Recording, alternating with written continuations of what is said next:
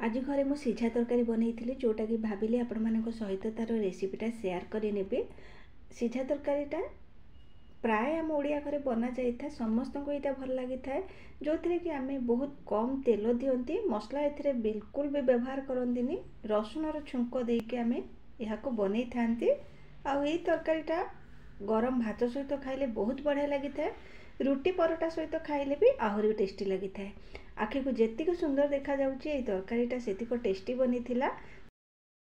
ताहले चलंतु रेसिपी आरंभ करि नबा।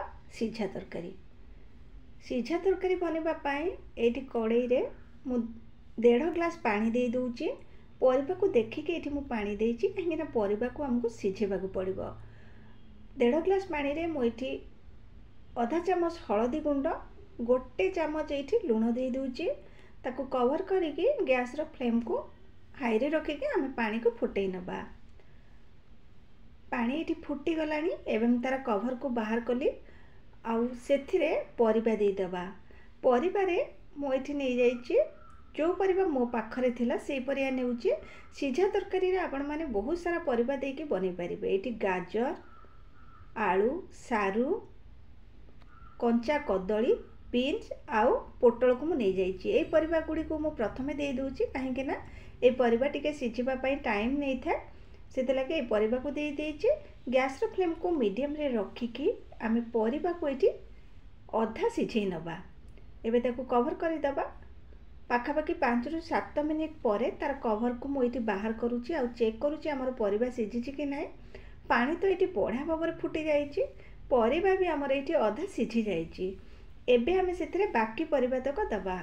मु एठी बोईतालू खंडे रखी ताको एमती काटिकी रखीचे। बोईतालूर चोपा को काटिबेनी, चोपा काटिदेले एटा पूरा सिझी जीवो, सेथिलागि चोपा रखिकी मु एठी काटिचे। आउ बाइगण गोटे को एमती काटिकी ताको पानी रे रखी देइतिली काहेकि ना एटा कला पड़ी जाय थाए। से परिबा को देई दबा। परिबा को सब देई सारला परे एबे गैस रो फ्लेम को मीडियम रे रखिबा। आउ आको आमे कवर करि दबा। परिबा जेमती कि हमर कखारू बा बोईतालू आउ बाइगण टिके सिझी जीवो। एटी 5 मिनिट हेई गलाणी। मु तार कवर को बाहर करके आउ देखुची हमर एटा सिझिची कि नाय।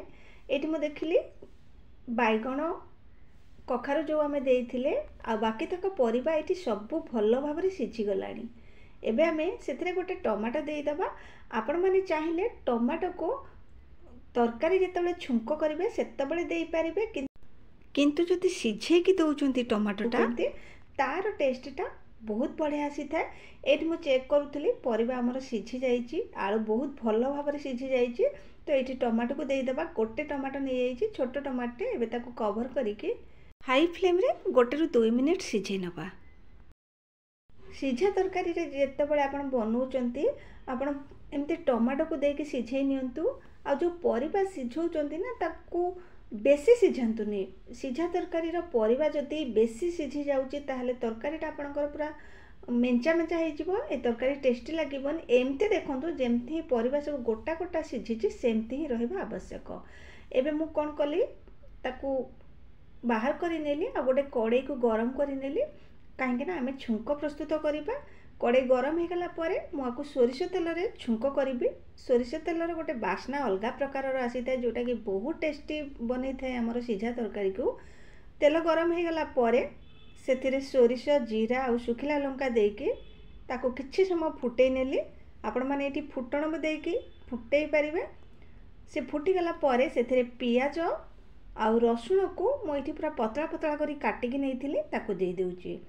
एठी आपण माने रसुण को छेचिकी नै जाई परिबे जोटा कि आहुरी टेस्टी लागि थाए हमर सिझा तरकारीटा। किंतु मु एठी काटिकी नेइची। किछि समय एठी पियाज आ रसुण को तेल सहित भाजिला परे एठी देखंतु पियाज रो केते बढ़िया गोटे कलर आसी गलानी आ भलो भाबरे रसुण पियाज हमर एठी भाजी हे गलानी। एबे मु सेथिरे देई दोउची सिझेकी रखिथिबा सेही टमाटोटा को। आपण माने जदि कंचा टमाटो दउचंती ताले एठी टमाटो को काटिकी छोट छोट करी काटिकी ताको भी देकी भाजी पारिबे। किंतु एमती सिझेकी दियंतु ना आर टेस्टटा बहुत बढ़िया आसी थाए। एठी टमाटो को देके मु किछि समय भाजी नेली। ए टिके पियाज आ रसुण सहित भलो भाबरे भाजी हे गला परे जो सिझेकी रखिथिली परिबा को एठी मु देई दोउची। एबे तो शीत दिन बहुत सारा परिबा मिलुची। आपण माने सबू परिबा आनिकी मु जेमती बतैली ठीक सेमती ही आपण माने थरे सिझा तरकारी बनातु आउ तार स्वाद आपण माने निहाती जानी परिबे। एठी मु ताकू परिबा सबू जो सिझेकी रखिथिली ताकू देकी भल्लो भाबरे एठी गोळेई नेली। एबे गैस रो फ्लेम को मीडियम रे रखिबी आपको कवर कर देबा। ये 2 मिनिट फुटी गला परे आमे तार कवर को बाहर करके चेक करिबा। साधारणतः आम ओडिशा रे आमे जेकोसी डालमा कि सिझा तरकारी करूचंती सेतिरे आमे भजा हेथिबा जीरा आउ लंकार गुंड देथांती। एही गुंड मसलाटा आमे डालमा कि सिझा तरकारी सबुथिरे दियंती जहा द्वारा कि आर टेस्टटा आहुरी बढ़िया हो जाए। एठी 2 मिनिट हो गला परे मु तार कवर को बाहर करूची। गैस रो फ्लेम को एठी ऑफ करिबा आउ सेथिरे भजा हेकी गुंड हेथिबा जीरा और लंकार गुंड को एठी गोटे चामच दे दबा। गैस रो फ्लेम को ऑफ करके आमे ए गुंड को दबा। हमर सुपर टेस्टी सिझा तरकारी एठी प्रस्तुत हो गलानी। आपण माने मो स्टाइल निहाती बनातु।